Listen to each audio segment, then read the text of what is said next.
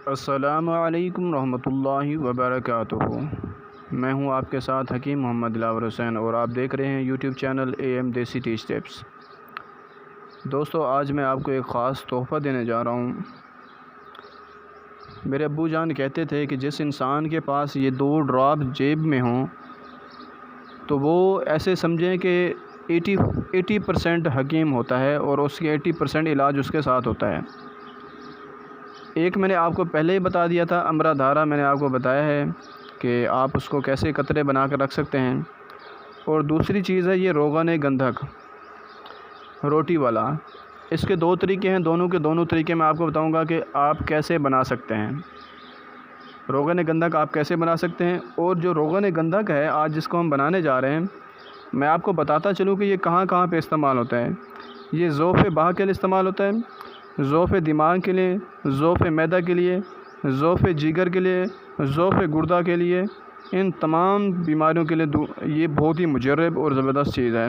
خرابی خون، کھانسی، نزلہ، زکام، دمہ، تپ دق، سل، آتشک، سوزاک، بواسیر، ذیابیطس، ڈائبٹیز جسے ہم کہتے ہیں، اور استسقاء کو بہت ہی زبردست ہے۔ خون جس کا خراب ہے، خون بھی سالے پیدا کرتا ہے، اور یہ بہت ہی زبردست اور مجرب چیز ہے۔ اب دیکھیں بنانا اس کو کیسے ہے، 2 طریقے ہیں، میں آپ کو دونوں بتا دیتا ہوں۔ ایک طریقہ تو یہ ہے کہ آپ 2 کلو گھی والا خالی ڈبہ لے لیں۔ ایک ڈبہ لے کر آپ نے اس کو اوپر سے کاٹ دینا ہے، ڈھکن کے ساتھ جو ہوتے ہیں نا اوپر سے بالکل خالی کر دیں۔ خالی کرنے کے بعد ایک پیالہ لے لیں، ایک پیالہ، اور آپ نے 1 پاؤ مطلب 20 تولہ گندھک لے لیں، گندھک آملہ سار۔ اب اس کو ڈٹر پٹر کر لیں، تھوڑا تھوڑا کوٹ لیں، مطلب ڈٹر پٹر کر لیں، اس کو تھوڑا کوٹ لیں، بالکل باریک نہیں کرنا، تھوڑے تھوڑے اس کو بالکل موٹا بھی نہ ہو، باریک میں کوٹ لیں، تھوڑا بہت ڈٹر پٹر کر لیں۔ کرنے کے بعد آپ نے اس کو کیا کرنا ہے، اور جو ڈبہ لیا ہے آپ نے 2 کلو والا، اس کے چاروں طرف سائیڈوں سے آپ نے وہ پھیلا دینا ہے گندھک۔ درمیان میں پیالہ رکھنا ہے، آپ نے 1 لوٹا لے لینا ہے، اور لوٹا اس ڈبے کے اوپر رکھ کے بالکل جب اوپر رکھیں گے تو وہ بند ہو جائے گا۔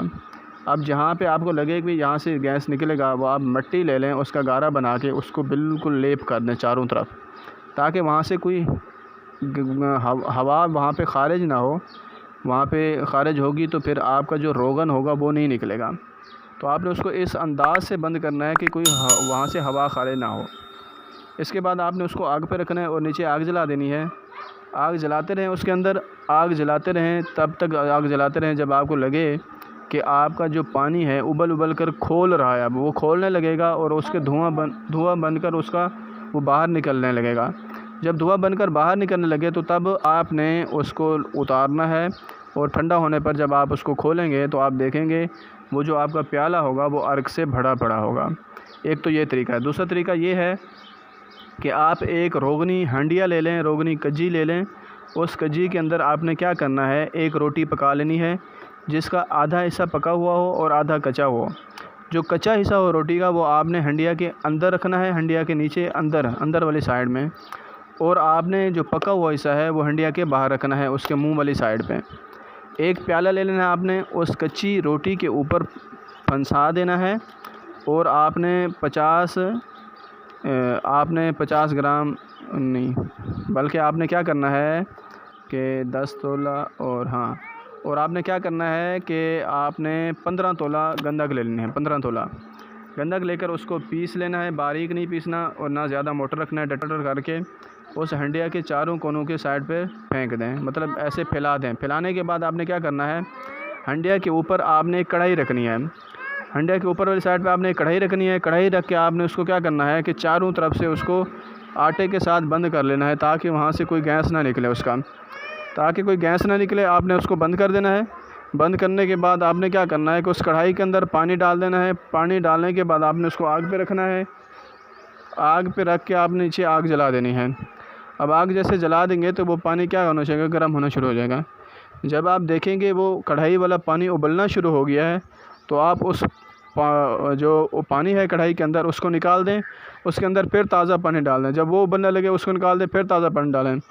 اس طرح آپ نے 3 بار کرنا ہے۔ جب 3 بار کریں گے تو اتنی دیر میں کیا ہوگا، اس پیالے کے اندر عرق سے بھر جائے گا۔ تو آپ نے اس کو اتار لینا ہے آگ سے، اور اس کو ایک سائڈ پہ رکھیں گے. جب وہ ٹھنڈا ہو جائے گا تو آپ انہیں اس میں سے وہ پیالہ نکالنا ہے. جب آپ پیالہ نکالیں گے تو وہ عرق سے بھرا پڑا ہوگا. یہ 2 طریقے ہیں گندھک آملہ سار کے عرق کے نکالنے کے. جب آپ کے پاس عرق آ جائے گا اب آپ کی دوائی تیار ہو چکی ہے.